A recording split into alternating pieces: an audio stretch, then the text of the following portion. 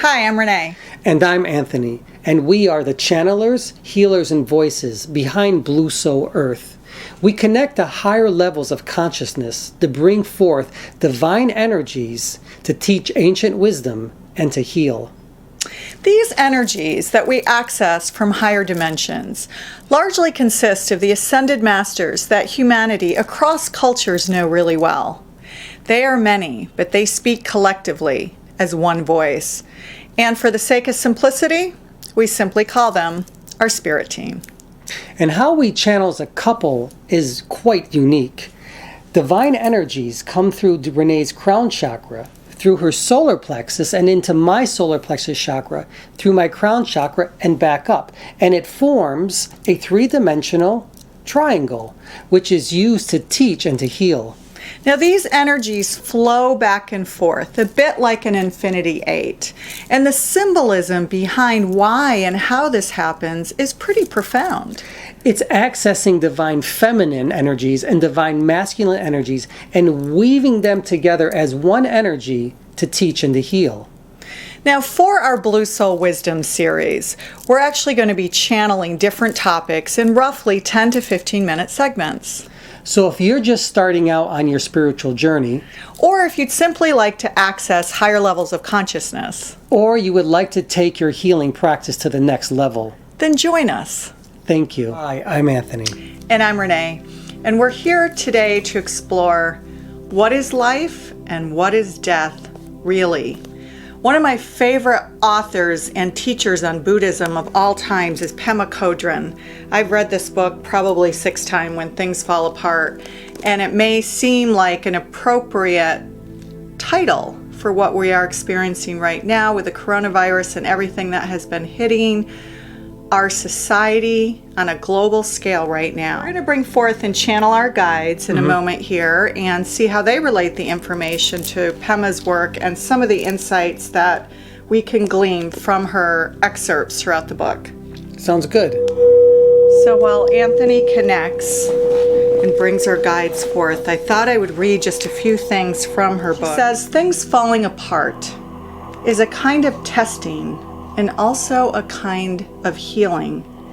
We think that the point is to pass the test or to overcome the problem. But the truth is that things don't really get solved.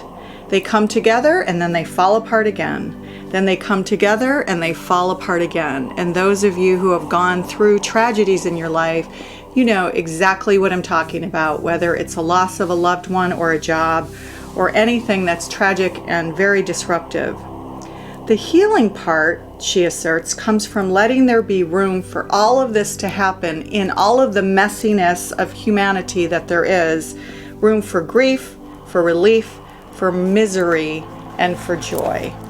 She says there's no room for something to come in and interrupt all that if we don't allow that room and that space.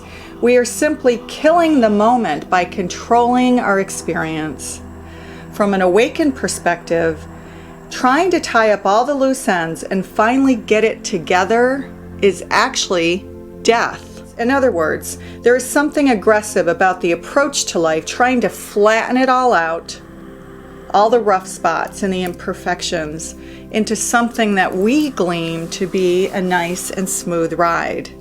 But to be fully alive and to be fully human and completely awake is to be continually thrown out of the nest. To live fully is always in no man's land, to experience fresh and new. And so with that, our guides are now here. Anthony's made the connection, and we are discussing When things fall apart. hard advice for difficult times. It is always an honor and privilege to be in your presence, Gaia. Thanks for joining us today, guys. It's always great to see you. Thank you for receiving us. When we're retreating from something, we're missing the point. Yes, that is correct.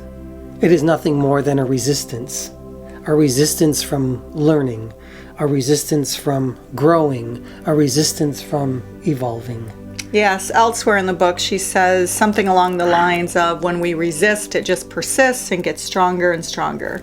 When you resist, it persists. We like that. That is true. The more that you resist, the more it will persist. Do you understand? And the more that you let go of the resistance, the more you will evolve. And life is, as we have told you before, an experience. Almost like an experiment for your soul. You are experiencing a cacophony of different experiences. Well, taken from the Buddhist perspective, part of the idea that she talks about in all of her work is that when we sit through it rather than retreating, it starts to dissolve and dissipate. The fear, the chaos, the worry, the anxiety. So could you speak to it from a Buddhist perspective? From a Buddhist perspective, one must sit. One must go inward. And it is the inwardness where you find the answers. And from a Buddhist perspective, you do not find the answers by going outward. You will find them inward. And we, as your spirit guides, tell you the same thing. First, go inward. There you will connect to everything that you desire to be. You will connect to your spirit guides, like you and Anthony have. Go inward, and then everything can go outward if you choose. That's a way to connect to your higher self and your inner sense of knowing as well. It is indeed. You are correct. Pema Chodron. Pema Chodron. Yes, a very good energy. A Buddhist. Yes. She was once married, wasn't she? She was once married, yes. Had children as everything. Had children as well. Left it all to go inward. She found that there was something calling her. A higher calling. A higher self was calling her. Let's speak to the messiness of being human. To sit in all of our messiness, which means all of the experiences, including the so-called suffering. The other perspective, too, of course, is that suffering is only a perception. First of all, you must take away the perception that life is messy. Life truly isn't messy. That is only a perception also. Life itself truly isn't messy. It is what your soul has divinely created for yourself. So take away the messiness and see everything as being divine. Now, pain and suffering truly is a perception of the mind. If you desire to be in pain and continue to have that pain, then it will continue. We don't say to you that physical pain in your realm doesn't exist, because it certainly does. And your medications will help you with the physical pain. However, physical pain is also a perception of how you want to look at it. Anthony is within pain right now. He has pain. But then again, so do you. But you don't let pain become you. Pain is only a very small part of who you are. You do not allow it to become you. It is your perception of it. You don't want to fight the pain. You want to flow with it. And what about emotional pain? In essence, there really isn't a difference between emotional pain and physical pain. It all depends on how you want to treat them. Your doctors also give you medications to treat both physical and mental pain. But we tell you this as well. You have the technologies, you have the systems, you have the know-how to treat yourselves with all different types of homeopathic remedies, things that are nature-based, if you choose, ancient oriental healings, all of your pagan rituals, all of these things can treat your pain as well.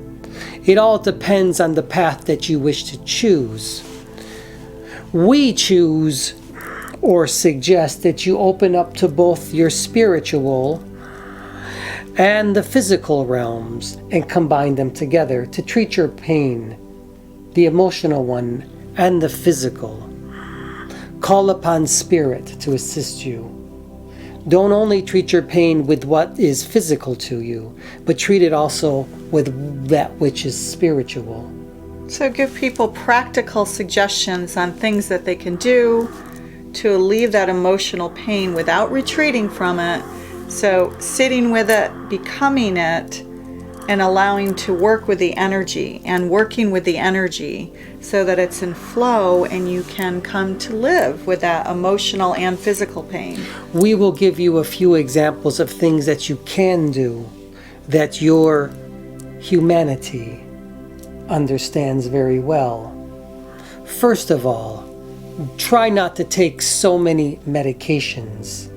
Try to use supplements, things that can mimic your medications. Try to seek more holy,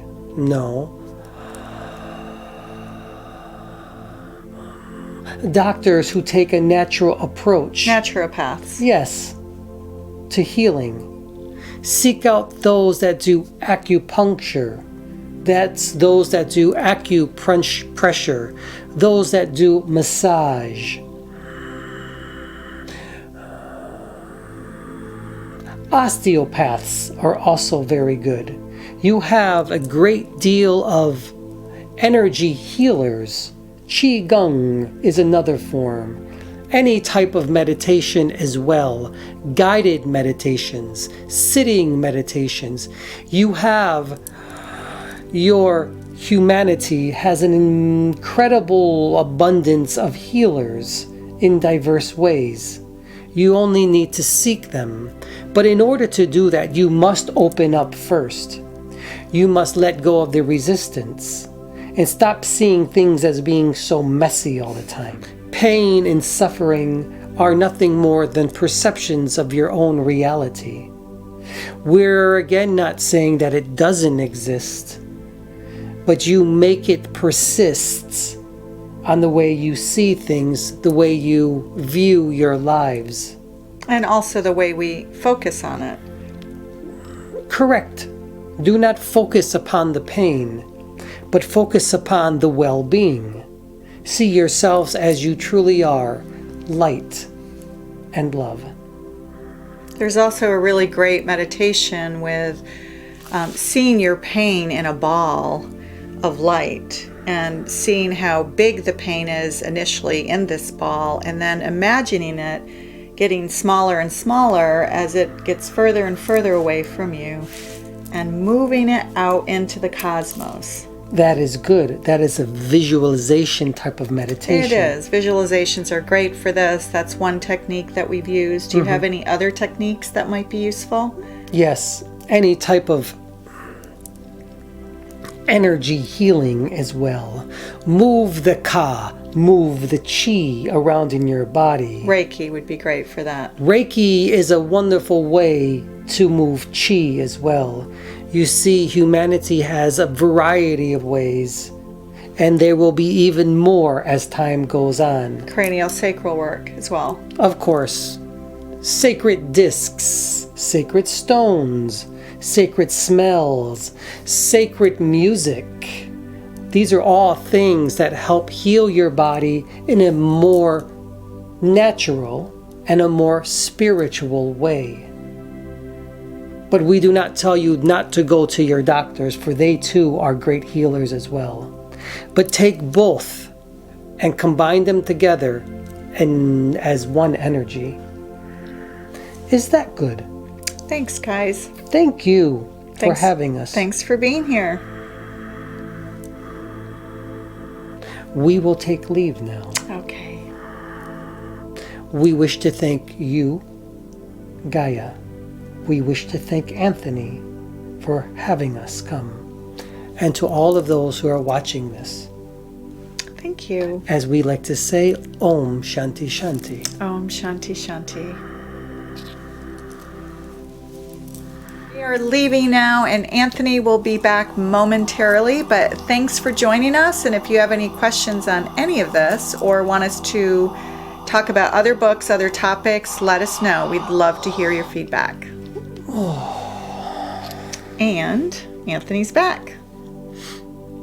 Thank you for joining us. We'll see you soon. Thank you.